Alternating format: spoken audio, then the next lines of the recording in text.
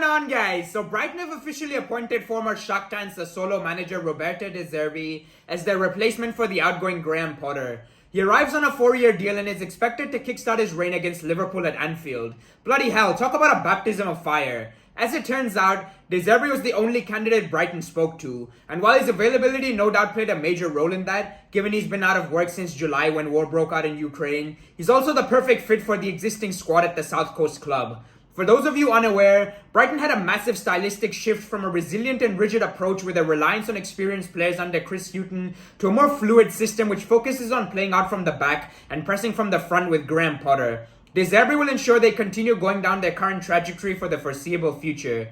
Another important thing to note is that Juventus were sniffing about for his signature, as Allegri is playing the kind of football which would make even Tony Pulis weep. So fair fucks to Tony Bloom, Paul Barber and David Weir for sorting this out so quickly at such a short notice. In regards to what you can expect to see on the pitch, De Zerbi's sides play an exciting and courageous brand of football. They'll play out from the back no matter who they're up against, and as depicted by the images on screen, do so by luring opponents high up the pitch with deep possession before turning their own press against them to devastating effect. De Zerbi was an attacking midfielder himself during his playing days, and thus wants to be in control of the ball rather than have his sides wait for flick-ons or ricochets, something which is so often the case for mid-table teams in this country. His possession-based attacking approach isn't just pleasing on the eye either. In fact, it improves the technique of individual players, regardless of their age, and makes each and every one of them take responsibility for their own actions, which is why veterans such as Kevin Prince Boateng said De Zerbi is the greatest coach he's ever worked under, and that's coming from someone who's also played for Jurgen Klopp. A staggering 93% of his Sassuolo side's goals came from open play, which quite simply put,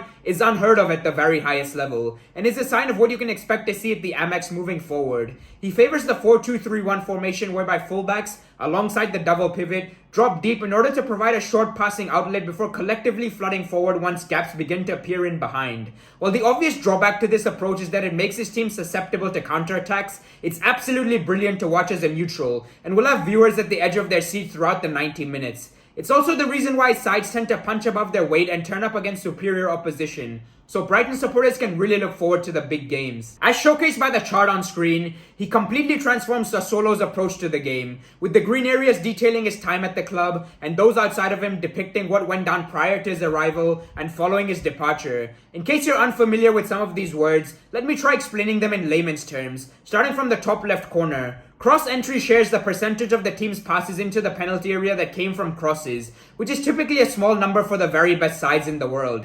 Directness is self-explanatory, and in this case low, as De Zerbi's teams prefer to recycle the ball. Field tilt is basically just possession in the final third of the pitch, which helps explain how his team got on where it matters most, which is at the business end in front of goal. Live shot creating action is chances created outside of dead balls, whereby his side ranked above the likes of Real Madrid, PSG and Arsenal, which really is unbelievable given the limited resources he had available to him. Pass completion percentage and possession are two things we've had shoved down our throats for decades, so there's no need in going into those, but they both make for fantastic reading. Again, just to make things very clear, these are all percentile rankings compared to other sides across Europe's top 5 leagues, rather than individual percentages, which is why possession went as high as 93 in 2020-21 for example. Overall, this man is quite comfortably one of the most exciting young managers on the planet, and at the age of 43, looks ready to take his career to the very next level. Some critics will use his time at Palermo and Benevento as a stick to beat him with, but both stints came with caveats. At the former, his reign ended swiftly and unsuccessfully following 7 straight league defeats. However, he was working under the most trigger-happy owner in the history of the sport with little managerial experience under his belt.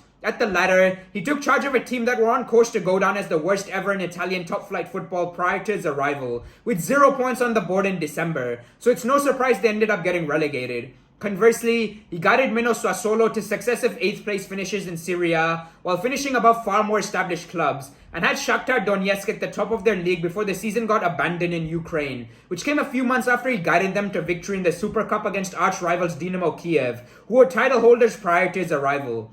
Brighton's data-driven and proactive recruitment policy appears to have worked a charm yet again, and I can't wait to see this fella get started. As you can quite clearly see, he has a history of changing a side very quickly, even more so than Potter at Brighton, and given the foundations have already been set by the Englishman, I expect him to help this club continue their rise up the league table. He's obviously got a tough start to his tenure in terms of fixtures, so a dip in form is increasingly likely, but post-World Cup, I expect to see him work his magic. Cheers for tuning in as always, folks. If you enjoyed the video, please do consider sharing it and like and subscribe for more football as well as Brighton related content. I'd love to hear your thoughts down below, and as always, hope you have a great week ahead.